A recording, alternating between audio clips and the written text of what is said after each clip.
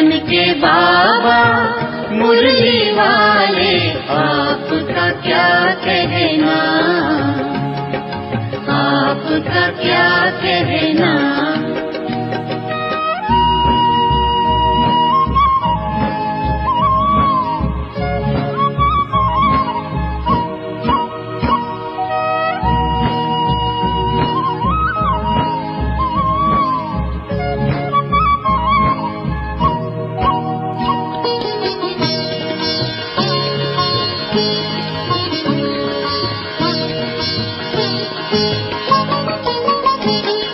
कितनों को आपने राह दिखाई, राह दिखाई हो,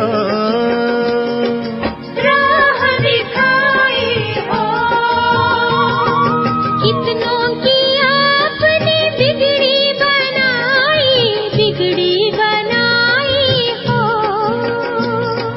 बिगड़ी बनाई हो। सबसे अनोखे, सबसे अनोखे, सबसे निराले, आपका क्या कहना, आपका क्या कहना। मधुबन के बाबा मुरली वाले, आपका क्या कहना, आपका क्या कहना।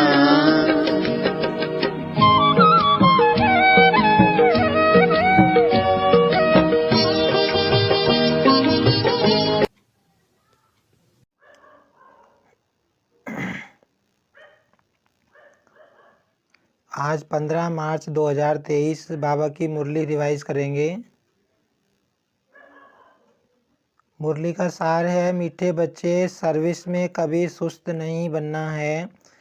विचार सागर मंथन कर बाबा जो सुनाते हैं उसे एक्ट में लाना है। बाबा ने कहा सेवा में कभी सुस्त नहीं बनना है। आज की मुरली में प्रश्न है, बाप किन बच्चों पर सदा ही राजी रहते हैं। उत्तर है, बाबा ने कहा जो अपनी सर्विस आपे ही करते हैं, बाप को फॉलो करते हैं, सपूत हैं, बाप के बताए हुए रास्ते पर चलते रहते हैं, ऐसे बच्चों पर बाप राजी रहता है। बाबा कहते बच्चे कभी भी अपने ऊपर कृपा नहीं करो। बाबा ने बताया कि जो बच्चे अपनी सेवा खुद करते हैं, बाबा के बताए रास्ते पर चलते हैं और बाबा ऐसे बच्चों पर राजी रहता है।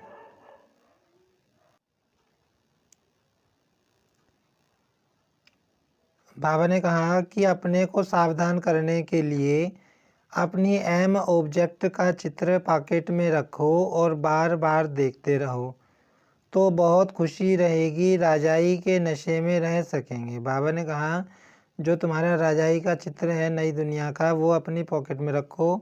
लक्ष्मी नारायण का चित्र, अपनी अहम ऑब्जेक्ट का चित्र पॉकेट में रखो और बार बार उसे देखते रहो।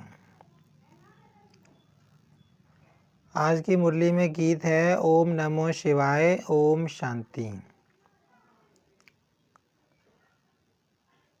आगे बाबा ने कहा कि जो सन्यासी होते हैं, शंकराचार्य ने सन्यास धर्म की स्थापना की थी, तो बाबा ने कहा सन्यासियों का धर्म तो होता है लेकिन उनकी डिनास्टी नहीं चलती, उनकी राजाई नहीं चलती। बाबा ने कहा देवी देवता धर्म की भी राजाई चलती है, क्रिश्चियन धर्म की भी राजाई चलती है, लेकिन डिनास्टियों की डिनास्टी जो है सन्यासियों की नहीं चलती। फिर बाबा ने बताया कि तुम ऐसा चित्र बनाओ जिसमें एक और तो राजयोग का चित्र दिखाया हो, उसमें शिव बाबा भी हों और तुम तपस्या करते भी दिखा रखे हों, और दूसरी ओर हठयोगियों का चित्र दिखाओ जिसमें वो हठयोगी आसन पर बैठे हों, गेरू कफनी पहने हुए, माथा मुड़ा हुआ। तो बाबा कहते फिर दोनों में कॉन्ट्रास्ट सिद्ध करो कि यह है हठयोग कर्म सन्यासी और यह है राजयोग, यह कौन स्थापन करता है, यह कौन स्थापन करता है। बाबा कहते हैं ऐसे करके दोनों चित्रों में अंतर सिद्ध करके सेवा करो। बाबा ने कहा बाबा ने कहा तुम्हें विचार सागर मंथन करके दोनों चित्रों पर सेवा करनी है और आत्माओं को समझाना है। आगे बाबा ने बताया कि जो संन्यास धर्म का चित्र है उस पर लिख देना चाहिए कि यह तो शंकराचार्य ने स्थापन किया, और उसका समय भी लिखना चाहिए कि कब स्थापन हुआ और कब तक चलता है। ऐसी बाबा ने कहा कि जो है तुम उसके ऊपर लिखकर अच्छी तरह उसकी तुम्हें बाबा ने कहा उसके बारे में बताना है आत्माओं को और सेवा करनी है। बाबा ने कहा जो बाप बताते हैं उन बातों पर विचार सागर मंथन करके तुम्हें एक्ट में लाना है। फिर बाबा ने बताया कि तुम्हें और क्या बताना है कि जो हठ योगी हैं वो हठ योग वो तो घर बार छोड़ते हैं, लेकिन बाबा ने कहा कि जो राजयोग है जो परमात्मा सिखाते हैं उसमें घर बार नहीं छोड़ा जाता, बल्कि सृष्टि का संन्यास किया जाता है। इस दुनिया में रहते हुए सृष्टि का भी संन्यास किया जाता है, एक परमात्मा को याद किया जाता है, विकारों का संन्यास किया जाता है। बाबा ने कहा कि ऐसे तुम उनको समझाओ हठ योग और राजयोग में अंतर। फिर आगे बाबा ने बताया कि क्योंकि तुम इस समय खुद देवता बनने वाले हो, इसलिए तुम्हें देवताओं को के चित्रों के आगे हाथ जोड़ने की ज़रूरत नहीं है, तुम खुद बनने वाले हो। फिर बाबा ने कहा कि तुम उनके चित्र को देखते रहो। बाबा ने कहा कि अपनी पॉकेट में रखो, चित्रों को देखते रहो, लक्ष्मी नारायण के चित्र को देखते रहो। तो बाबा ने कहा अगर तुम्हारे अंदर कोई कमी होगी तो वो भी तुम्हें महसूस होगी उनका चित्र देखने से।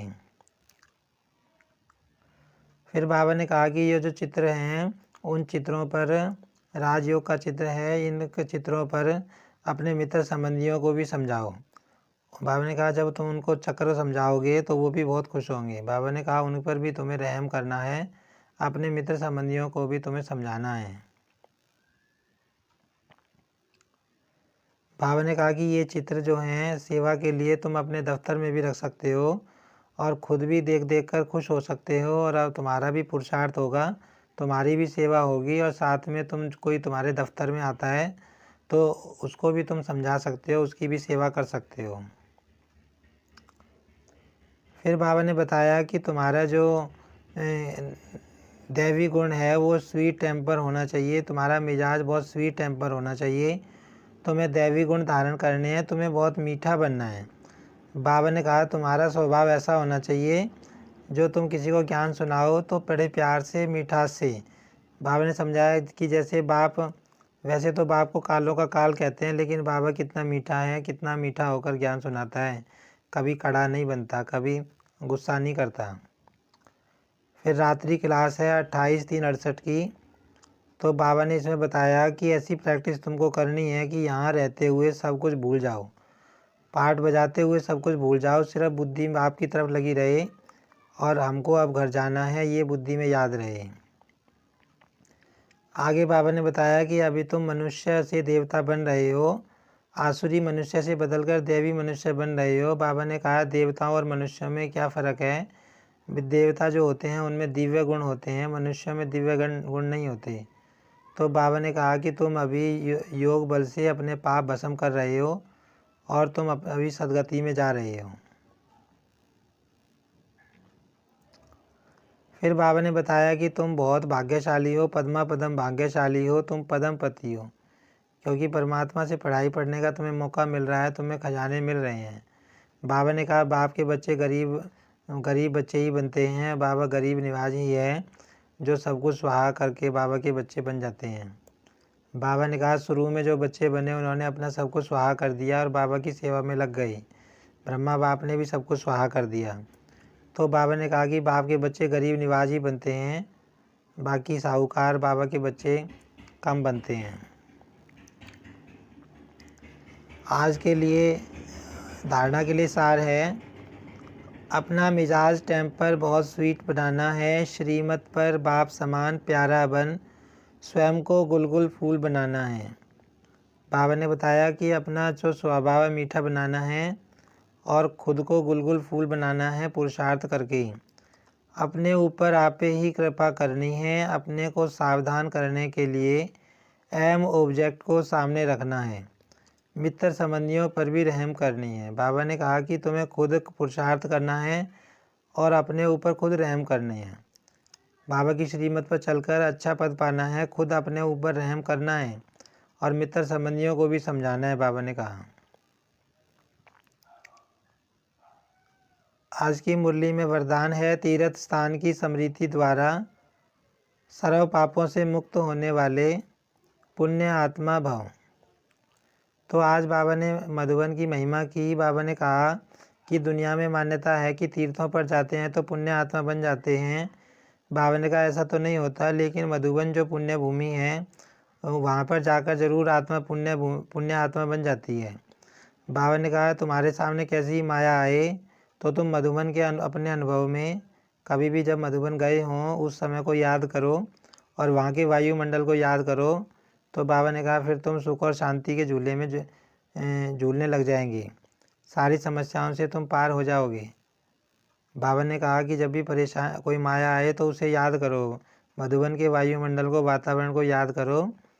तो बाबा ने कहा कि इस धरनी पर पहुंचना बहुत बड़ा भाग्य है। आज की मुरली में स्लोगन है, रमता योगी बनना ही है तो नॉलेज और अनुभव की डबल अथॉरिटी वाले बनो। माना बाबा कहते हैं नॉलेज भी होनी चाहिए तुम्हारे अंदर और तुम्हें अनुभव की भी डबल अथॉरिटी बनना है। तो बाबा ने कहा जब दोनों चीज़ होंगी तो तब तुमको रमता योगी कहा जाएगा। आज की मुरली से हम स्वमान लेंगे, मैं आत्मा पद्मा पदम भाग्यशाली हूँ। बाबा ने बताया कि तुम पद्मा पदम भाग्यशाली हो इस समय। मैं आत्मा पदम पति बन रही हूँ, मुझे शिव बाबा से अपार खजाने मिल रहे हैं और मैं आत्मा स्वदर्शन चक्रधारी हूँ। बाबा ने कहा कि तुम अपना रजाई का चित्र सामने रखो तो उसको देखकर तुम्हारा स्वदर्शन चक्र फिरता रहेगा। अच्छा, ओम शांति।